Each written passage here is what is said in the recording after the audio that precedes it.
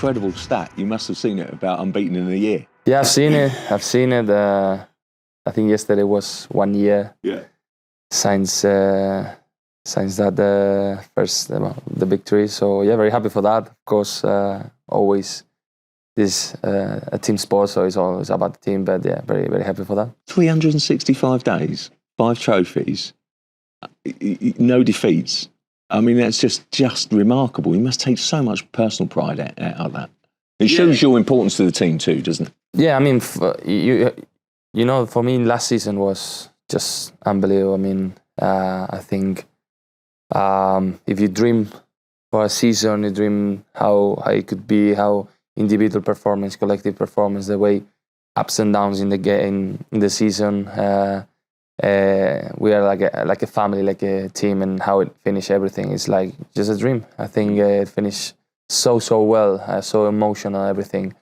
Then we made history, but also the way we did it, and with how much effort we made all these years to arrive to this situation. So everything was perfect, and also with my national team.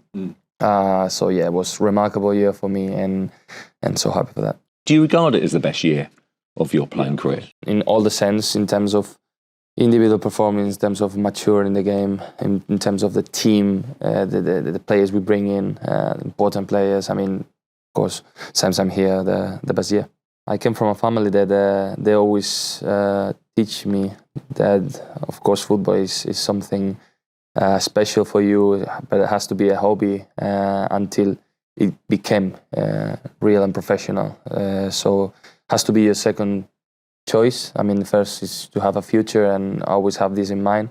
So that's why I keep studying until the end. I start with the degree with 18. With 18, I wasn't in the first team, so I was there. So of course, then I start playing the first division, Villarreal, and then moved to Atletico. But I want to finish because it's not only about the future and what I'm gonna do after football, and it's also about having some knowledge, being different from the typical footballer, and have in mind that I know a lot of good people also in the environment of the studies, and it helps me a lot to focus my brain on other stuff that not only football, because football sometimes is so demanding, so stressful, and if you are 24 hours thinking of football, I think it's not healthy, and it helped me a lot.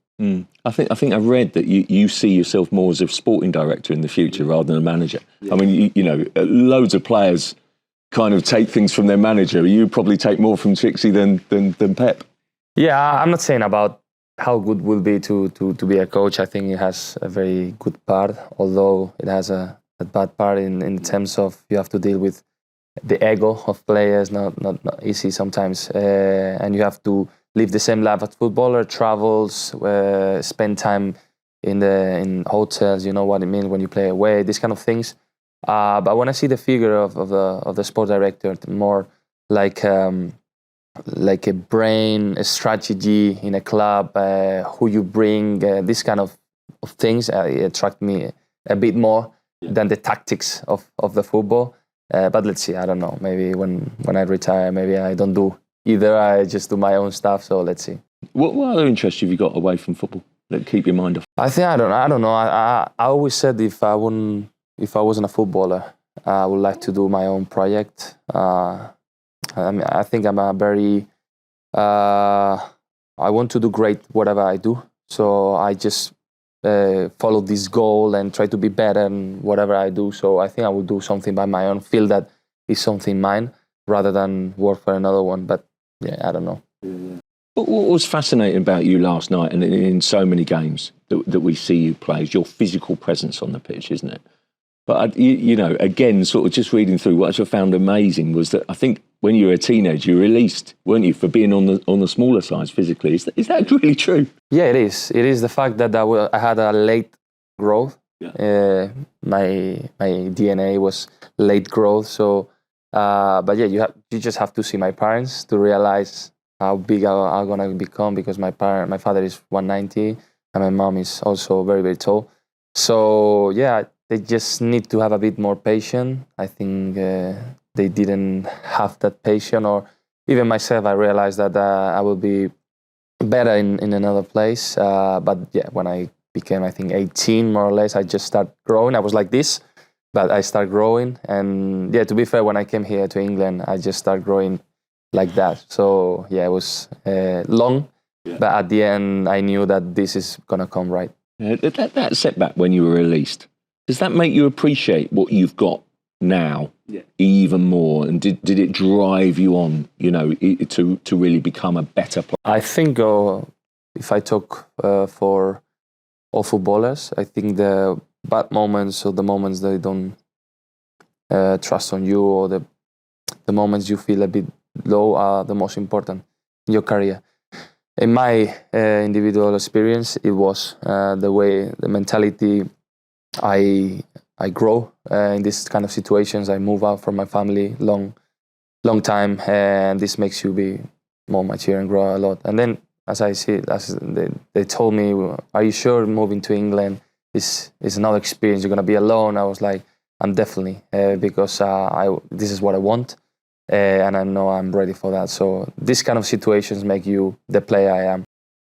You put on 10 kilos. Is that right for the Premier League?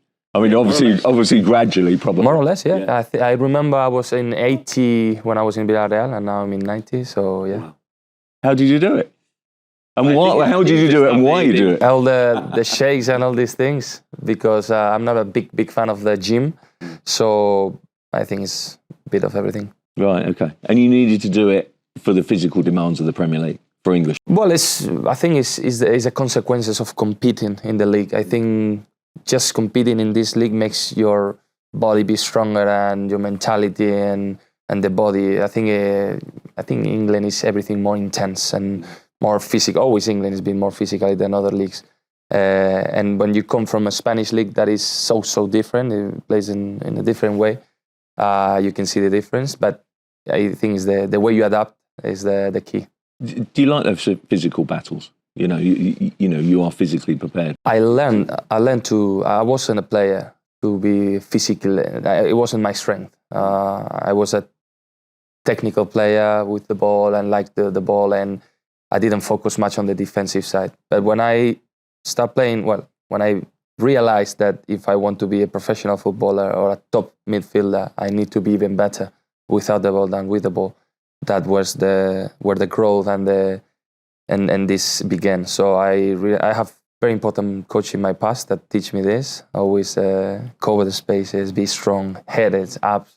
Everything is something I gain by the time. Yeah. You owe him a lot too.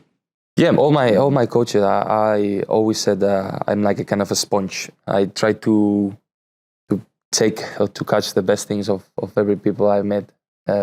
Or my coach in my career, not only in my professional, in my young career. So, yeah. Because I don't think you regard yourself as a classic six, do you? You don't want to almost. You don't. Feels to me from what I read that basically you don't want to almost be seen as that. Yeah, I mean, what is a classic six? I mean, I think football has changed a lot in the last years. I think a classic six maybe will be Busquets, Kante. Yeah, well, I think Busquets is very complete in all the sense. I mean, classic six. I think more of this player that is like only defensive and not much with the ball. But now you have to be like a number 8. So I think it changed a lot. In my perspective, in my opinion, now with goals, with assists, you can be also part of that. And I think in the past it wasn't like this, the holding midfielder, to be honest. So yeah. Was there one that you really admired growing up, a player that inspired you, that you really looked to? Yeah, I think, of course, that we all have different generations. My generation was Barcelona 2008, this kind of team. So big admired for Busquets, for example, or Xabi Alonso, because I think we have the greatest generation in the midfield. So I was lucky to watch them, very lucky to learn from them. Not when I play with them, when I was at home as a kid watching them. I think this is something very important.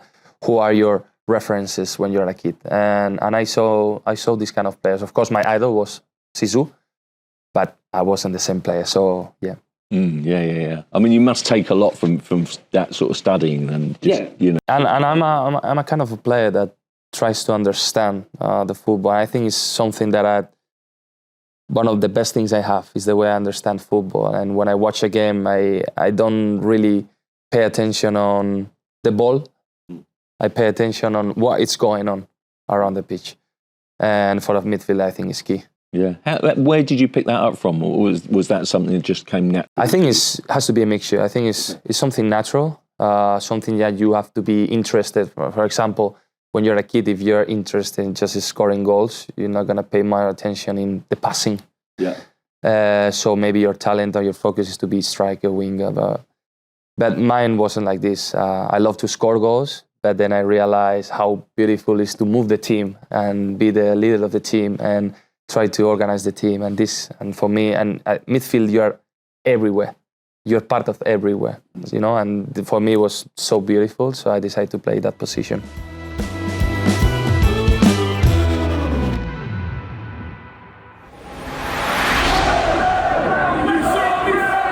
We've teamed up with Manchester City to bring one listener the ultimate Manchester City fan experience.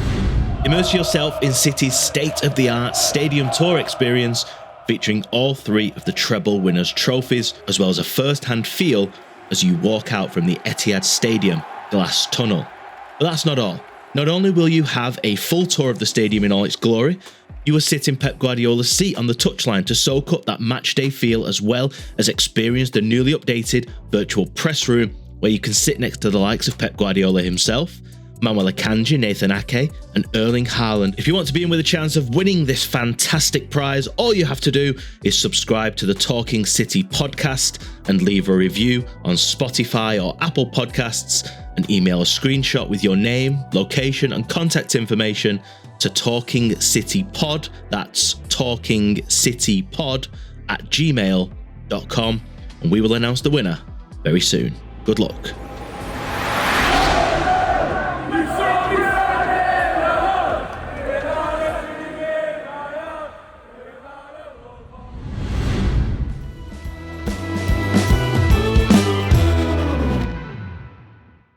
I want to talk to you about your goal in the Champions League final, because I think you know that probably goes some way to defining your Manchester City career. I mean, what an incredible moment. Can you take us back there? Because you know, I was in the stadium that night, and it was I must say I thought City would win much more comfortably, but it was so intense, wasn't it? It was so close, and the build up to that goal.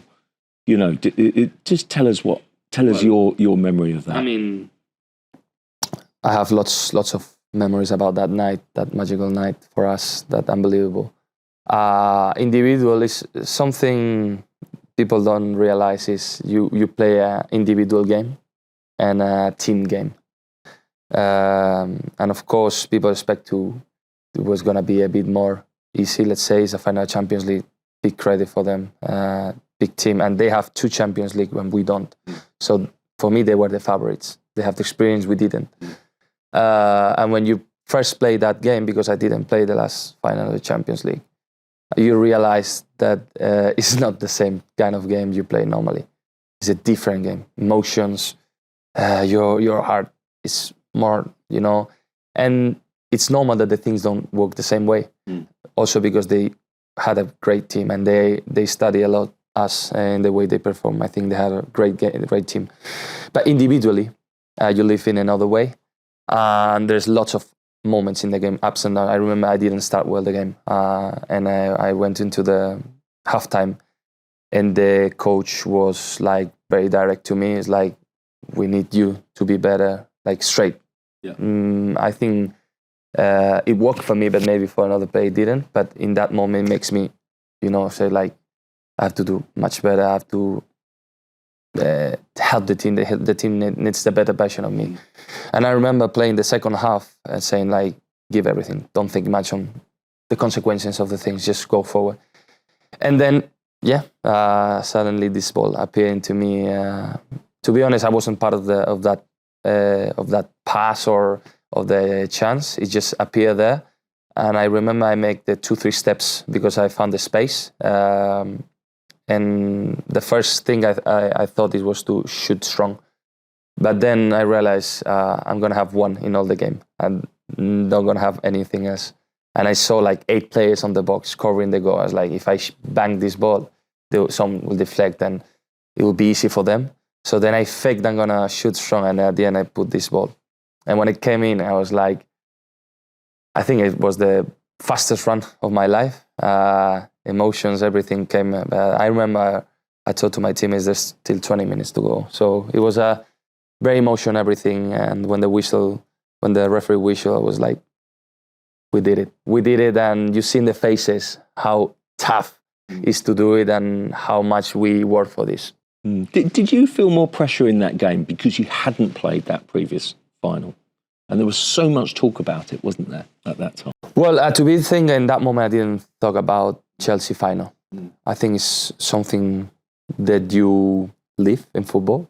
Sometimes it's the decision of the coach. And I remember that final, I was with my team. I want so bad to win because we're a team. And this is the secret of this team. We couldn't do it. Next year, we couldn't arrive into the final. And then when we have that chance, and I realized that this was the moment I could do a step forward, I think naturally I just go for that. I think it's something that you have to be prepared all these years, and when that moment arrives, you are prepared for that. Is that the greatest moment? You know, I think I've seen you describing it to sort of kind of Iniesta in Johannesburg and sort of kind of Zidane in Glasgow. I mean, it's you know. To be fair, when you score these kind of goals in these moments, they're like iconic goals. And for me, I cannot be more proud of myself, my family, what I did, because it was the first of this club. It was the first of everything, and it will be forever for me. As you said, Iniesta, Sisu, these kind of goals, moments, they will remember forever, and I was so happy to live that. Does the deeper lying midfielder always get the credit? I mean, I could not believe that you finished fifth in the Ballon d'Or and didn't make top three in the FIFA best. I voted for you on the FIFA best, by the way. Yeah, but if you understand how it works, then you realize that it's normal. I mean, if I want to be there, of course, I want to. But I understand how it works. I understand the business. I understand everything. So it's something that it doesn't make me suffer or make me be worried about. I know how it works. I know that goal is football in general, for the fans, for the people, is a very social and marketing product in the sense of individual trophies and this kind of thing. So I understand that part. I wish, not for me, because I think in the past, lots of great midfielders, they didn't have the credit they deserve. And majorly Spanish midfielders, you know what I mean? Yeah. But as I always said, for me, what I will remember is the collective trophies. Yeah, no, sure. Just want to ask you about your red card against Forest, because obviously within that year you've missed those games. That was so unlike you. Yeah, it's part of. I said it. I don't have any issue to comment. I made a mistake. Yeah, it's part of football. Sometimes the emotions are there, and I don't understand the football in that way. When we have an argument, you fall down. Okay, if you want to do it, do it. If you want to take advantage or fake this, I'm not that kind. But I did a mistake about my team to react that way. So it's something I learned, and for sure it's not going to happen anymore. So it's good. It's good that sometimes happen these kind of things because you can learn from this. Yeah. Must have been so painful to be out for those 3 games and then see the team suffer in those 3 games. Yeah, it was frustrating for me. Not only for my individual perspective, don't play, also because the team. But yeah, it's part of. I said I cannot do it all the time. It happened, and I will learn from that. I remember I didn't thought about, because in England it's too much, 3 games. In Spain it's not 3 games, it's just 1. And when I was walking to that, I was like, I'm going to miss this, oh my. So, yeah. Yeah. Obviously, you've come back since then. Yeah. Something I want to say about that is I directly after the game went to talk to the referee and say, kind of, I'm not this kind of react bad. I understand. I did it because this. So I try to talked to him because I didn't feel good about the situations, and also I talked with my teammates. So It's nice to offer the referee that respect. Yeah, I came to him. That's the way you feel. Yeah, I felt to do it, just to let him know that he knew. He said, like, Rodri, I know you're not this kind of player. So yeah, everything was. Can I take you back to the start of this season? And basically, you've just won the treble. You are, you've got other sort of knock-on trophies, the Club World Cup and Super Cup to chase as well. How on earth did Pep Guardiola lift the team to say, go again? When obviously you've given everything last season. How does even a great manager like that do that? In terms of performing, it's not easy because I think we have 2 weeks of pre-season. I think it's crazy. It's 2 weeks of pre-season. You go again, and then you have another trophy. And in the league, you have to start like this because we all know how this league works. It's not easy, but I think he is great finding the way to motivate you. He's so good in that. And when you don't perform well, he's like, I don't like this. So he's the first that doesn't allow you. So in that sense, for us, we just switch on. And I think it's also important the fact that to find new goals. We can do history this year in the way we can achieve 4 in a row. So this is something that the player really feel to keep doing something that no one has that. So I think that's the thing. Does the manager instill that upon you? Because there's been great teams in the past that have won 3 in a row. I'm thinking Man United, I'm thinking Liverpool, teams of the past. Or do the players immediately know that history? Do they strive for that more history themselves? Or does that I think it's both. I mean, individually, you think, I want to do this. I want to do it again. Because the feeling when you win is great. And you still have... The thing that happened to me is like, you see the team, it's like, we can go for more. It's not like we did one unbelievable year because everything was great and it's going to be so tough. No, we can do it again. We actually can do it again. So I think this is so important. The treble again. We can do it again. I mean, knowing how tough it is to win, but we are alive in all the competitions. FA Cup, we won Tottenham away. That was one of these games that we never won. But we are there. Champions League, of course, still a long way, but we are there in the Premier League. We're fighting again. So this is what we want, arrive into May, April, with options for everything. How do you time that run? Because we were talking about it before, that basically you've now won 9 in a row across all competitions. That includes 5 in the Premier League. But how is it that Manchester City, year on, year out, basically from March, this year, February onwards, you just win games? I mean, that is perfection, isn't it? Is that know-how? Is that experience? What is it? I think it's most of this experience is knowing where the most important part of the season is going to take part, and we all know that. Of course, if you don't do these 6 months good, you are not going to arrive chance to fight. So that's why it's so important. But the key part is the one is coming now. And you see in the upgrade of the players and the performance of the players, you will see the best version of the players right now from the end of the season. And it's something you experienced in the past. It's something and it's something as a team you know. So it's like January, February, we just go. Come on, guys. We don't need to talk much. It's not about doing a meeting or whatever, guys. We all know. It's part of what we learned these years here. What fascinated me recently, I read an interview that you did as I was preparing for this, that you said the best version of this team is still to come. What do you mean by that, and how can you get better? You see Phil Foden. How old is Phil Foden?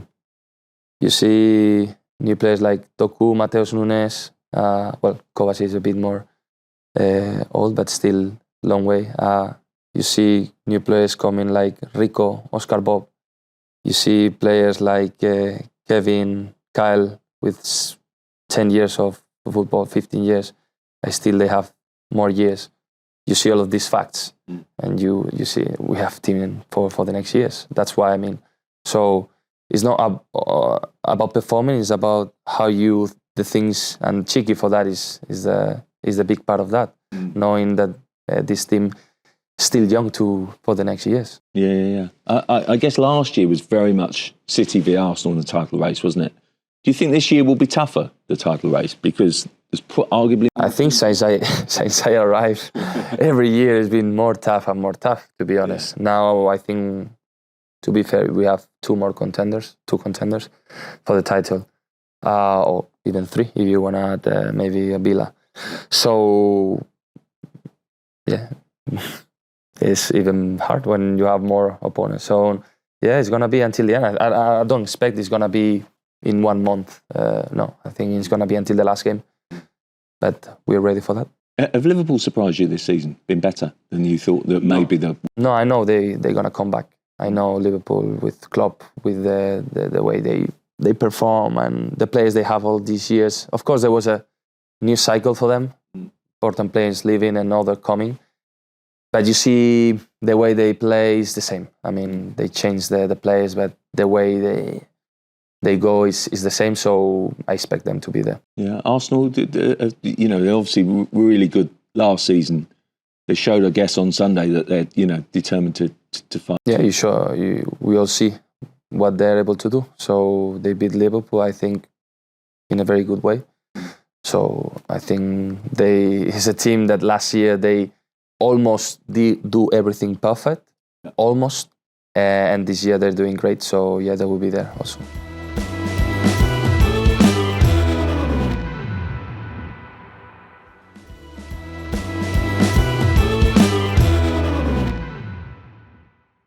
What's been your toughest game this season, you view it?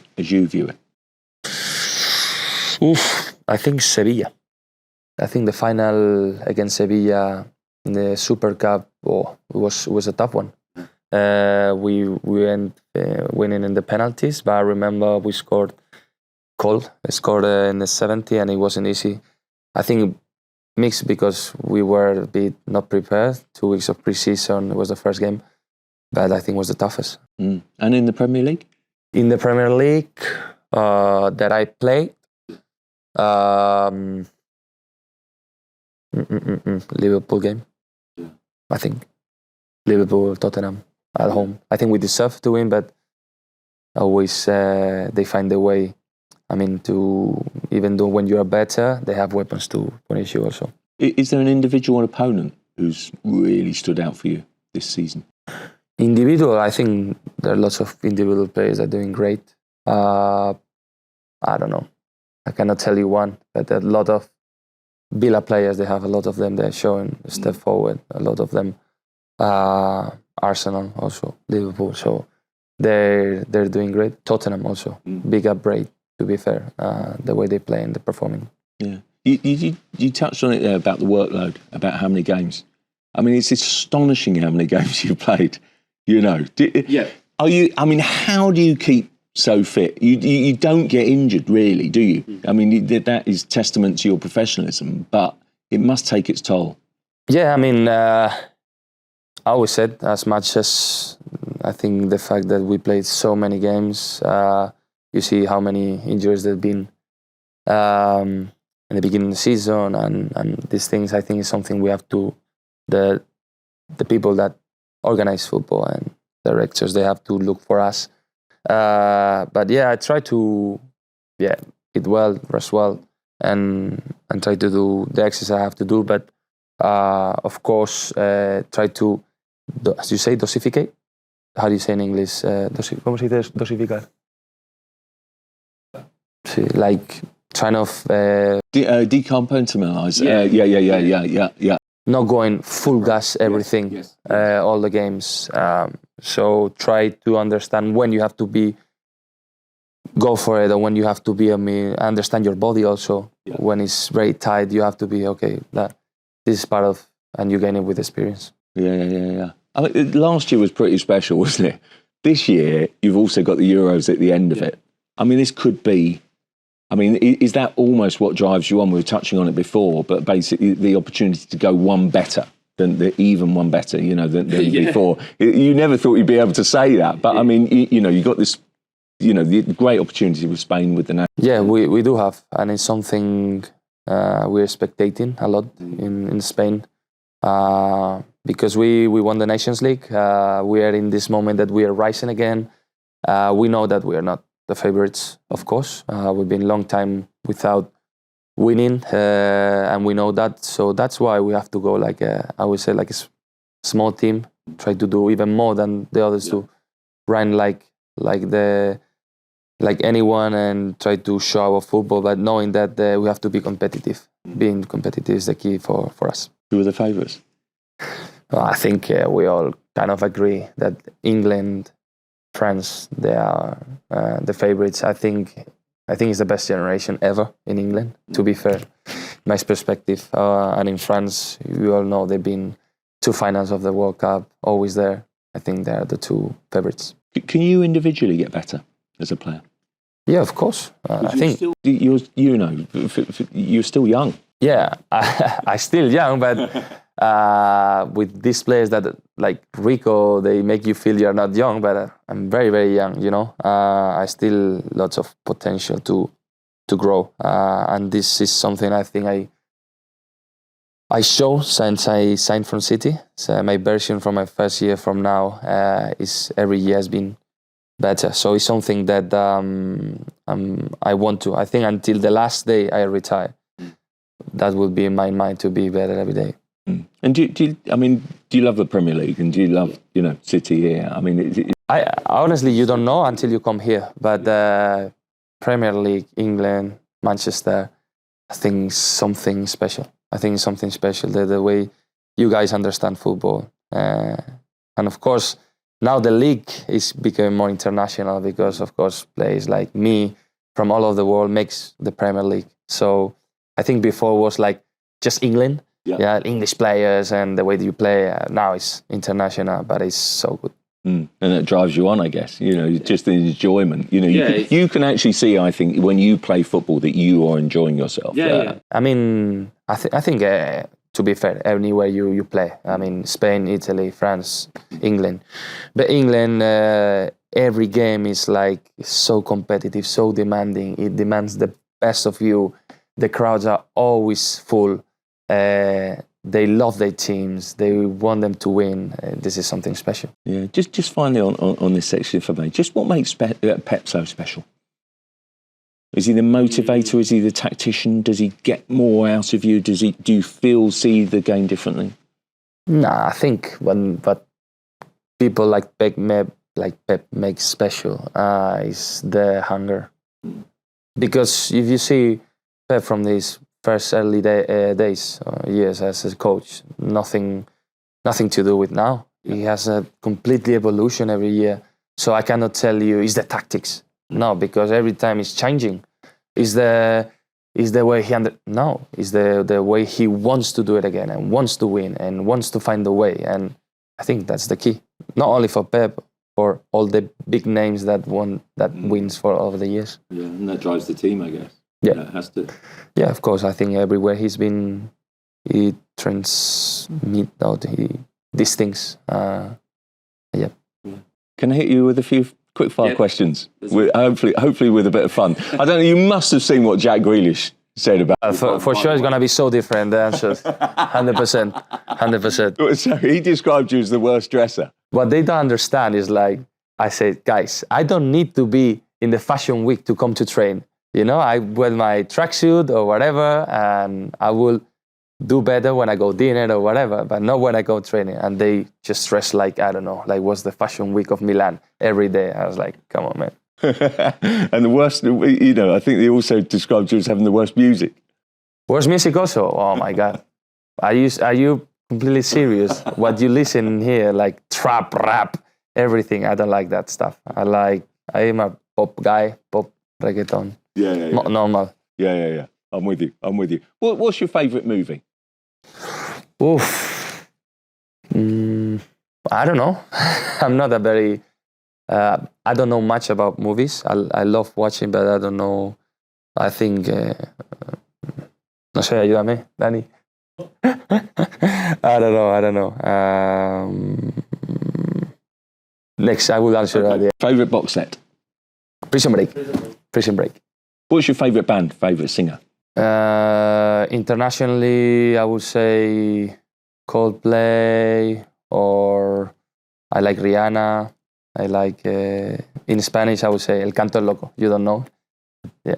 Now, if you had one meal, that you could choose, the last meal that you had on the planet, what would it be? I think the thing I enjoy most in my life is being sushi. Sushi. If you weren't a sportsman, if you weren't a footballer, what would you be? I said before, I think I would do my own company about... I love to talk, as you can see. No, it's brilliant. I like the podcast. I like these kind of things. I like trying to help the people by the word. But I don't know. What's your favourite podcast? We have a Spanish one. It's called Jordi Wild. And favourite holiday? I mean, basically, are you more beach or more city person? I think I know the answer to this. Normally it's like mountain or beach, right? More than, I like beach. All my life I've been in the beach. But also I remember the winter break. I always go on skiing. Okay. And I love it. I cannot do it right now, but it's something I miss a lot. Yeah. Take you back to the favourite movie? The Godfather. Okay. Titanic, whatever. Yeah. I don't know. I would say Spanish, but you don't know them, so. That's brilliant. Yeah. Thanks very much indeed. It was great.